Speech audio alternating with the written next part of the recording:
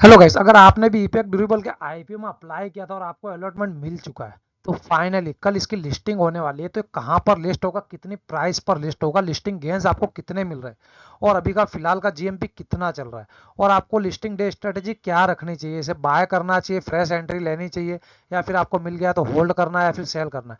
तो फ्रेंड्स देख लीजिए, सबसे पहले आपको यहाँ पर डिसाइड करना होगा कि आपने इन्वेस्ट किस लिए किया था, लिस्टिंग गेंस लेने के लिए किया था या फिर लॉन्ग टर्म इन्वेस्टर थे, ये आपको डिसाइड करना होगा और इसके फाइनेंशियल देखने होंगे।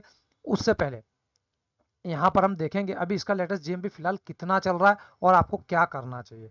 तो यहाँ पर अभी फिलहाल का इसका जीएमपी देखेंगे ईपैक ड्यूरेबल के आईपीओ का, तो 10 रुपए के आसपास चल रहा है। जीएमपी में कहीं ना कहीं बहुत ही भारी गिरावट आपको देखने के लिए मिली होगी, और जो लिस्टिंग गेंस है सिर्फ और सिर्फ 4% के आसपास, यानी ना के बराबर समझ लीजिए। फ्लैट भी लिस्ट हो सकता है, और अगर मार्केट पॉजिटिव रहा, मार्केट का सेंटिमेंट ऊपर की तरफ रहा, तो कहीं ना कहीं लिस्टिंग गेंस 10% या फिर 15% भी जा सकते हैं। लेकिन अगर मार्केट थोड़ा भी नेगेटिव खुला, तो ये 4% आपको दिख रहा है एकदम फ्लैट हो जाएगा, या फिर माइनस में 2 या 3% के आसपास आपको देखने को मिल सकता है।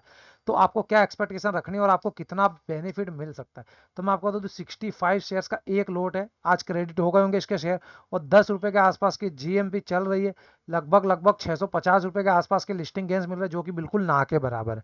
तो अगर आपने लिस्टिंग गेंस लेने के लिए आईपीओ में अप्लाई किया था, तो बिल्कुल भी यहाँ लिस्टिंग गेंस नहीं मिल रहे, तो आपको यहाँ पर क्या करना चाहिए कि आपको इसमें से एग्जिट कर देना चाहिए। जो भी आपको मिल रहा है 2%, 5%, 10%, या फिर माइनस 2-3% भी जाता है, तो भी आपको यहाँ से एग्जिट करना चाहिए फ्रेंड्स। और अगर आप लॉन्ग टर्म इन्वेस्टर हैं और लॉन्ग टर्म के बेसिस पर आपने इन्वेस्ट किया था, तो इसके फाइनेंशियल देखेंगे 2020 से 2022 तक का रेवेन्यू लगातार बढ़ा है, एक्सपेंस लगातार बढ़े, प्रॉफिट आफ्टर टैक्स देखेंगे तो 2020 में 7-8 करोड़ के आसपास था, बढ़ते बढ़ते 18 करोड़ हो गया, फिर बढ़ते बढ़ते 31 करोड़। तो इसके फाइनेंशियल जो है काफी ज्यादा अच्छे लॉन्ग टर्म में।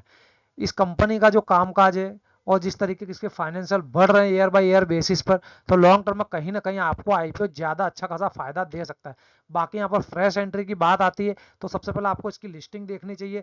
अगर इसकी फ्लैट लिस्टिंग हो जाती है, फिर -2 या 5% के आसपास की लिस्टिंग हो जाती है, तो फिर आप इसमें फ्रेश एंट्री लेकर के आराम से 10 से 15% का यहाँ पर बेनिफिट ले सकते हैं।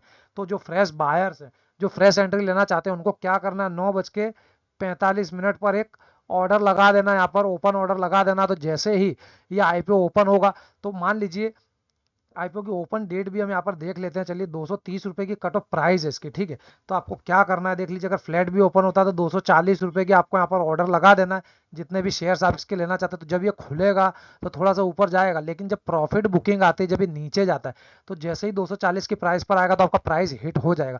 और उसके बाद में जब फ्रेश बाइंग आती है, तो कभी भी आपने देखा होगा आईपीओ ऊपर की तरफ जाता है, तो वहां से 5 से 10% के लिस्टिंग गेंस आप आराम से कमा सकते हैं लिस्टिंग वाले दिन।